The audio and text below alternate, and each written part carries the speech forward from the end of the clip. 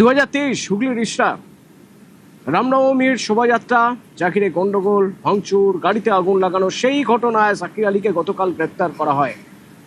প্রাক্তন তৃণমূল সাংসদ অপরূপা পোদ্দারের স্বামী সাকির আলী, যে সাকির আলী নিজে একজন তৃণমূল কাউন্সিলর, তাকে গতকাল এনআইএ গ্রেপ্তার করে এবং তারপর রাতভর ম্যারাথন জেরা। আমার সঙ্গে অনুপ রয়েছেন। অনুপ, কি জানতে চাওয়া হয়েছে তার কাছে?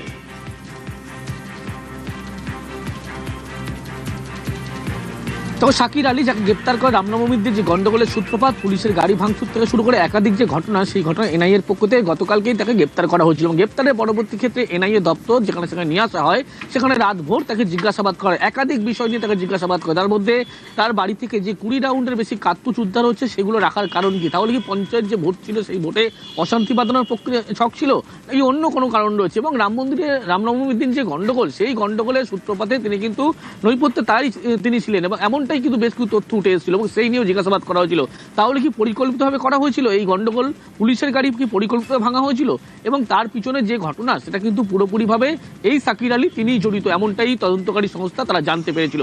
সেই কারণে রাতভর দফায় দফায় তাকে জিজ্ঞাসাবাদ করা হয়। জিজ্ঞাসাবাদে বেশ কিছু প্রশ্নের উত্তর তিনি কিন্তু এড়িয়ে যান এবং প্রথমেও দেখা গেল গতকালকে তাকে যখন জিজ্ঞাসাবাদ করা হচ্ছিল, সেই জিজ্ঞাসাবাদেও কিন্তু একাধিক প্রশ্নের উত্তর তিনি এড়িয়ে যাচ্ছেন এবং তার পরবর্তী ক্ষেত্রে তাকে গ্রেপ্তার করা হয়। গ্রেপ্তারের পরবর্তী ক্ষেত্রে এনআইএ দপ্তর সেই দপ্তরে তাকে নিয়ে এসে দফায় দফায় রাতভর জিজ্ঞাসাবাদ করা হয়, কিন্তু কার্যত দেখা যায় তিনি কিন্তু প্রত্যেকটি প্রশ্নের উত্তর এড়িয়ে যাচ্ছেন এবং রামনবমীর যে গন্ডগোলের সূত্রপাত, তিনি সেই বিষয়ে কিছু জানতেন না, এমনটা জানাচ্ছে।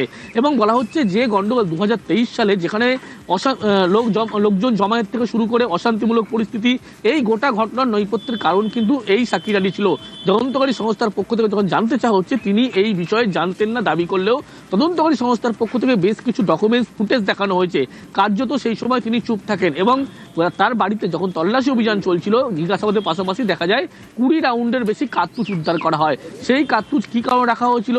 তাহলে সেই কার্তুজ যদি থাকে, নিশ্চয়ই আগ্নেয়াস্ত্র রয়েছে, সেই আগ্নেয়াস্ত্র কোথায় রয়েছে? এরকম একাধিক প্রশ্নের সম্মুখীন করা হয় তাকে, কিন্তু প্রত্যেকটি প্রশ্নের উত্তর তিনি এড়িয়ে যান। তদন্তে তিনি অসহযোগিতা করছেন, এমনটা অভিযোগ। এবং আজকে তাকে এনআইএ দপ্তর থেকে কিছুক্ষণের মধ্যে আদালতে পেশ করা হবে। তার পরবর্তী ক্ষেত্রে হেফাজতে নেওয়ার আবেদন জানানো হচ্ছে এনআইএর পক্ষ থেকে। তোমার কাছে একটু জানতে চাইবো যে এই যে রাতভর জেরা, ম্যারাথন জেরার পর আবার তাকে জেরা করা হবে, একাধিক তথ্য তার থেকে নেওয়া হবে, তার কাছে কি জানতে চাওয়া হয়েছে সেদিনের সেই অশান্তির উদ্দেশ্য কি ছিল? কেন এই অশান্তি ঘটানো হয়েছিল, বা এই অশান্তির পিছনে কারা তাকে এই অশান্তিতে মদত দিতে বলেছিল?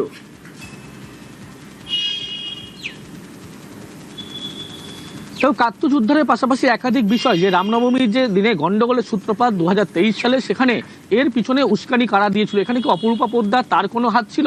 নাহলে দলীয় কোনো নির্দেশ ছিল? এরকমভাবে যে তিনি আগে থেকে জমায়েত করা থেকে শুরু করে প্রত্যেকটি বিষয় তিনি করেছিলেন এবং ওখানে গন্ডগোল হবে এমনটা জানতে পেরেও কেন তিনি জমায়েত করলেন?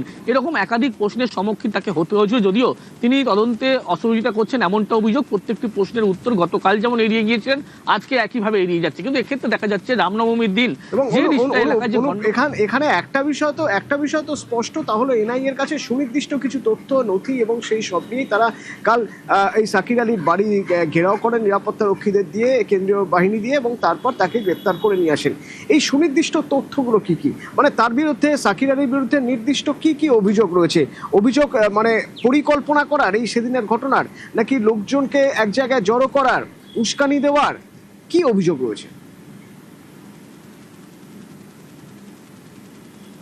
তো এনআইএর কাছে কিন্তু প্রত্যেকটি বিষয়ে যে অভিযোগগুলো তথ্য প্রমাণ সহ রয়েছে এবং লোকজন জমায়েত করা থেকে শুরু করে সেখানে অশান্তিমূলক পরিস্থিতি তৈরি করা এবং সেখানে প্ররোচনা দেওয়া, এই প্রত্যেকটি তথ্য যেমন আছে, একাধিক ব্যক্তিকে এনআইএর পক্ষ থেকে জিজ্ঞাসাবাদ করা হয়েছিল এবং জিজ্ঞাসাবাদে কিন্তু সাকির আলী, যে অপরূপা পোদ্দারের যে স্বামী, তার কথা কিন্তু উল্লেখ করে। তিনি একজন কাউন্সিলর, জনপ্রতিনিধি, এবং সেখানে দেখা যাচ্ছে যেখানে গন্ডগোল হতে পারে জানার পরবর্তী ক্ষেত্রেও সেখানে লোকজন জমায়েত করে ভিড় জমানো হয়েছিল এবং পরবর্তী ক্ষেত্রে পুলিশের গাড়ি ভাঙচুর থেকে শুরু করে যে পরিস্থিতি হয়েছিল, প্রত্যেকটি পরিস্থিতির এই যে ফুটেজ, সেই ফুটেজ কিন্তু এনআইএর পক্ষ থেকে কালেক্ট করা হয়েছিল এবং সেখানেই কিন্তু তিনি যে গোটা বিষয়, যে রামনবমীর দিন যে গন্ডগোল, সেখানে লিড করছিলেন এবং গোটা যে গন্ডগোলের পরিস্থিতি হয়েছিল, তিনিই কিন্তু তার কার্যত ভূমিকা ছিল, এমন এই সমস্ত তথ্য পায়।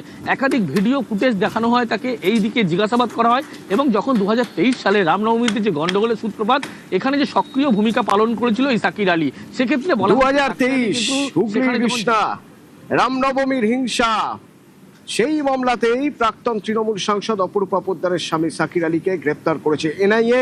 উদ্ধার 20 রাউন্ড কার্তুজ।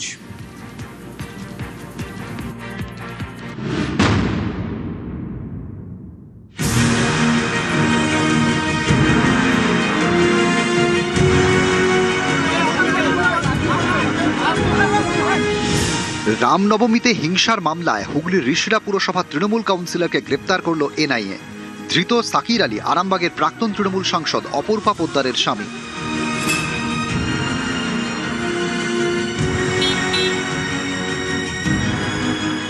মঙ্গলবার সকালে ঋষিরার প্রাক্তন তৃণমূল সাংসদের বাড়িতে পৌঁছয় এনআইএ। বাড়ি ঘিরে ফেলেন কেন্দ্রীয় বাহিনীর জওয়ানরা। এরপরই শুরু হয় সাকিরকে জিজ্ঞাসাবাদের পর গ্রেপ্তার।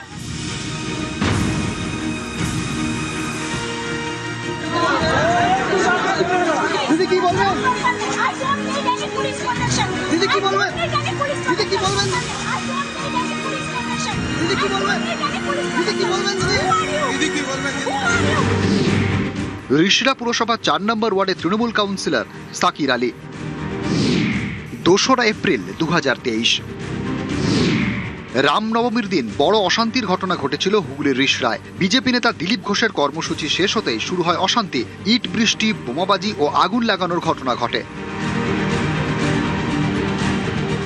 অভিযোগ, ঘটনাস্থলে হামলাকারীদের নেতৃত্ব দিয়েছিলেন সাকির আলী। ঘটনার জেরে বেশ কয়েকদিন কারফিউ ছিল ঋষরায়। অভিযোগ, হিংসার ঘটনায় সাকির আলীর নাম জড়ালেও তার বিরুদ্ধে কোনো ব্যবস্থা নেয়নি তৃণমূল জামানার পুলিশ। কলকাতা হাইকোর্টের নির্দেশে তদন্তভার যায় এনআইএর হাতে। সেই মামলাতেই গ্রেপ্তার সাকির আলী। দুর্নীতি বা যে কোনো অন্যায়ের সম্বন্ধে আমরা জিরো টলারেন্সের নীতি নেব। যে যেখানেই থাকুক না কেন, যত বড়ই ধামাচাপা দেওয়ার চেষ্টা হোক না কেন, যারা অন্যায় করেছিলেন তারা আইন আমলে আসবেন। কোনো ইমিউনিটি কোনো দুষ্কৃতীকে দেওয়া হবে না। এটা সরকারের ঘোষিত সিদ্ধান্ত। দেশের মধ্যে বা দেশের বাইরে যেখানেই থাকুন না কেন তাদেরকে আনা হবে এবং আইন আমলে রাখা হবে। এটাই নতুন ভারত, এটাই নতুন পশ্চিমবঙ্গ।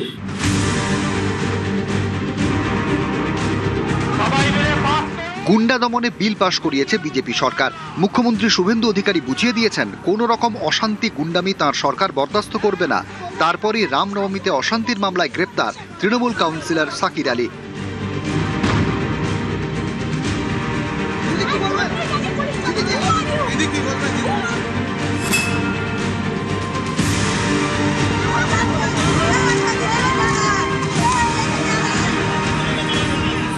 হুগলি থেকে রানা কর্মকার ও কলকাতা থেকে অমিত সরকার, নিউজ 18 বাংলা।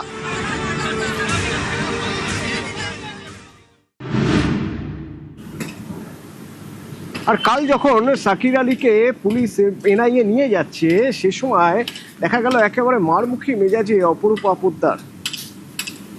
কর্তব্যরত পুলিশ, সেই পুলিশের গায়ে হাত। দিদি কি বলবেন? রীতিমতো মারমুখী মেজাজে। দিদি কি বলবেন? এই ছিল গতকালের ছবি, যে সময় সাকির আলীকে নিয়ে যাওয়া হচ্ছে। অপরূপা পোদ্দারের এই ছবি আমরা কাল দেখাই আপনাদের। এবং গতকালের এই ছবি, এই ঘটনার পরেই গতকাল পুলিশ নোটিশ দেয়। শ্রীরামপুর থানায় অপরূপার বিরুদ্ধে মামলা করা হয়। পুলিশের কাজে বাধা, হামলা সহ একাধিক অভিযোগ। আইনজীবীরা আমাদের জানাচ্ছিলেন গতকাল যে জামিন অযোগ্য ধারায় মামলা হতে পারে, 3টি মামলা হতে পারে, সর্বোচ্চ 7 থেকে 10 বছর পর্যন্ত জেলও হতে পারে। তার বিরুদ্ধে অভিযোগ করা হয়েছে। থানায় তাকে ডেকে পাঠানো হয়েছে আজ। রানা আছে আমার সঙ্গে। রানা, অপরূপা আজ থানায় যাবেন, কখন যাবেন?